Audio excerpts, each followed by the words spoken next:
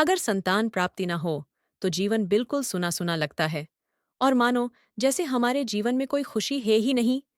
लेकिन अगर आप नवरात्रि के दौरान बस श्रद्धा और भक्ति के साथ माँ स्कंद माता की पूजा करें तो माँ आपको यह खुशी जरूर देगी। राधे राधे दोस्तों, जय श्री कृष्ण।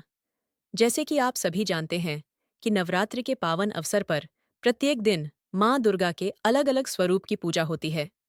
आज हम बात करेंगे नवरात्रि के 5वें दिन की, जो माँ स्कंद माता को समर्पित है। और माँ स्कंद माता संतान सुख प्रदान करती है। बस आपको श्रद्धा से इनकी पूजा जैसे मैं बताऊंगी वैसे करनी है। इस वीडियो में हम माँ की पूजा विधि, सामग्री और ऐसी कौन सी चीजें हैं जो माँ को पसंद नहीं है, सब जानेंगे। इससे पहले अगर आप हमारे चैनल पर नए हैं तो वीडियो को लाइक करें और चैनल को सब्सक्राइब जरूर कर दें। माँ स्कंदमाता की पूजा करने से साधक को संतान सुख, मानसिक शांति और मोक्ष की प्राप्ति होती है। अगर आप चुपचाप जैसे मैं बताऊंगी वैसे माँ स्कंदमाता की पूजा करेंगे तो आपकी मनोकामना जरूर पूरी होगी। तो आइए जानते हैं माँ स्कंदमाता के स्वरूप, कथा, पूजन विधि, आहार नियम और विशेष सावधानियों के बारे में विस्तार से। माँ स्कंदमाता भगवान कार्तिकेय की माता हैं। इसी कारण इन्हें स्कंदमाता कहा जाता है। अब आप सोचेंगे कि कार्तिकेय की माता तो पार्वती है, तो आप बिल्कुल सही हैं, क्योंकि माँ पार्वती का ही 5वां स्वरूप माँ स्कंदमाता है।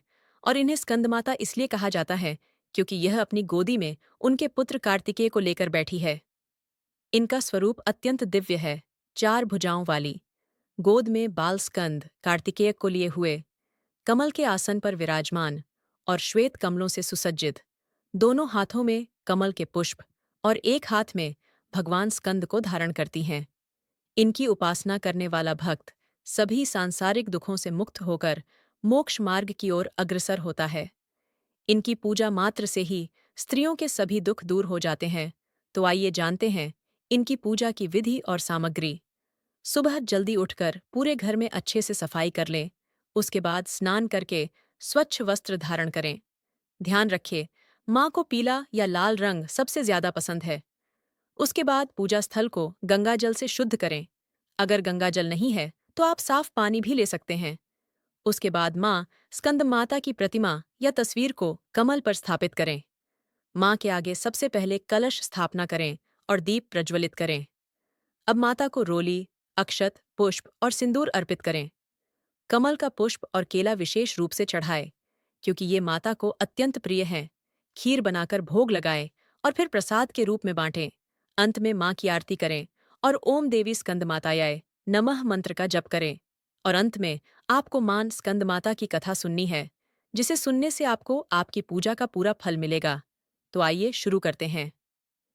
पौराणिक कथाओं के अनुसार जब देवताओं और दानवों के बीच भयंकर युद्ध हुआ, तब देवताओं की स्थिति बहुत ही कमजोर हो गई थी।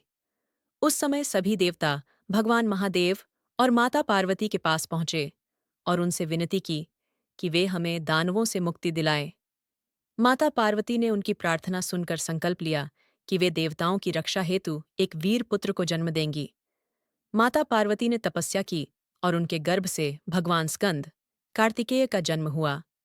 भगवान स्कंद बहुत ही पराक्रमी और शूरवीर थे। वे बड़े होकर देवसेना के सेनापति बने और उन्होंने दानवों का संहार कर देवताओं को विजय दिलाई। इसी कारण माता पार्वती को स्कंदमाता कहा जाने लगा। माँ स्कंदमाता 4 भुजाओं वाली हैं। 2 हाथों में कमल पुष्प धारण करती हैं। एक हाथ से अपने पुत्र भगवान स्कंद को गोद में लिए रहती हैं। चौथा हाथ भक्तों को वरदान देने की मुद्रा में रहता है। ये श्वेत कमल पर विराजमान रहती हैं। इनका रंग दूध जैसा श्वेत और स्वरूप अत्यंत दिव्य है। ये कमल के आसन पर विराजमान रहती हैं, इसलिए इन्हें पद्मासना भी कहा जाता है। माँ स्कंदमाता की पूजा से भक्त को शांति, धैर्य, बुद्धि और संतान सुख प्राप्त होता है। जिन घरों में संतान की समस्या होती है, वहाँ विशेष रूप से इस दिन माँ की पूजा का महत्व है। उनका यह स्वरूप माँ के वात्सल्य और करुणा का प्रतीक है। जब भक्त माँ स्कंदमाता की पूजा करते हैं, तो वे स्वयं भगवान स्कंद, कार्तिकेय की भी पूजा का फल प्राप्त करते हैं। तो अगर आपको संतान सुख चाहिए, तो जरूर माँ स्कंदमाता की पूजा करें। यह भी कहा गया है कि स्कंदमाता अपने भक्तों को वैसा ही स्नेह और आशीर्वाद देती है जैसा वे अपने पुत्र कार्तिकेय को देती हैं। इनके दर्शन और पूजन से भक्त को सांसारिक कष्टों से मुक्ति मिलती है और मोक्ष का मार्ग प्रशस्त होता है। कथा में भी यही बताया है कि मां स्त्रियों की इस पीड़ा को अवश्य समझेगी। बस आपको पूरे विधि विधान से मां की आराधना करनी है और यह जरूर ध्यान रखिए कि मां को क्या क्या पसंद है। कमल का फूल, मां का मुख्य प्रिय पुष्प। अगर ना हो तो पीले और नारंगी रंग के फूल। मां को केला और केले से बने पकवान भी बहुत प्रिय हैं। शुद्ध देसी घी का दीपक। सात्विक भोजन, शांति और भक्ति का भाव। पूजा के दिन हम क्या क्या खा सकते हैं? फल, केला, सेब, अनार, अंगूर, इनमें से कोई भी फल आप खा सकते हैं। सूखे मेवे जैसे काजू, बादाम, किशमिश, यह भी आप पूजा के बाद खा सकते हैं। साबूदाने से बनी खिचड़ी या व्रत वाले वड़े सिंघाड़े और कुत्तू के आटे से बनी पूरी या पकवान, दूध और दूध से बने पकवान, खीर, लस्सी, शकरकंद, आलू, लौकी, कद्दू जैसी सात्विक सब्जियां आदि चीजें आप खा सकते हैं। अब जानते हैं कि ऐसी कौन सी चीजें हैं जो हमें पूजा के दौरान नहीं खानी चाहिए। अगर खाली तो मां क्रोधित हो सकती हैं। प्याज और लहसुन, इनका सेवन नवरात्रि में बिल्कुल ना करें। मांस, मछली, अंडा, शराब, तंबाकू, बीड़ी, सिगरेट, अगर घर में कोई व्यक्ति ये सब चीजों का सेवन करता है तो उसे मंदिर में प्रवेश बिल्कुल न करने दे, क्योंकि इन सब से मां बहुत ज्यादा क्रोधित हो सकती हैं और आपके बने बनाए काम बिगड़ सकते हैं। सामान्य गेहूं का आटा और चावल व्रत में बिल्कुल ना खाएं। ज्यादा तला भुना और मिर्च मसाले वाला भोजन। मां स्कंदमाता की पूजा करते समय कुछ बातों का ध्यान अवश्य रखना चाहिए। 1. पूजा हमेशा सात्विक मन और स्वच्छ शरीर से करें। 2. घर और पूजा स्थान की साफ सफाई पर विशेष ध्यान दें, क्योंकि अगर घर में गंदगी होगी तो मां आपके घर में प्रवेश नहीं करेगी। 3. व्रत में झूठ, क्रोध और कटु वाणी से बचें। किसी की चुगली न करे, सबसे अच्छे से रहे, घर में पारिवारिक माहौल रहे। लड़ाई झगड़ा करने से मां लक्ष्मी घर में निवास नहीं करती हैं। 4. दिन भर संयमित आचरण रखें और माता के नाम का स्मरण करें। मां के भजन सुने, उनके मंत्रों का जाप जरूर करें। 5. पूजा में जल्दबाजी न करें, भक्ति भाव से माता का ध्यान करें। 6. जरूरतमंदों को दान देना और कन्याओं का सम्मान करना भी अत्यंत फलदायी होता है। नवरात्रि में छोटी कन्याओं में मांग का वास होता है, तो उन्हें जरूर भोजन कराए। 7. गृह कार्य और श्रम, सुई धागा, बुनाई या धारदार कार्यों से परहेज करें। बहुत भारी काम करने से बचें। घर में पूजा और धार्मिक कार्यों में अधिक समय दें। 8. वस्त्र और आभूषण स्वच्छ, हल्के, लाल, पीले, नारंगी या हरे रंग के वस्त्र पहने। साधारण आभूषण या पारंपरिक श्रृंगार करना शुभ माना जाता है, क्योंकि यह सुहाग की निशानी है। गर्भवती महिलाएं विशेष ध्यान दें। अधिक व्रत या उपवास से बचें। हल्का सात्विक आहार लें और विश्राम करें।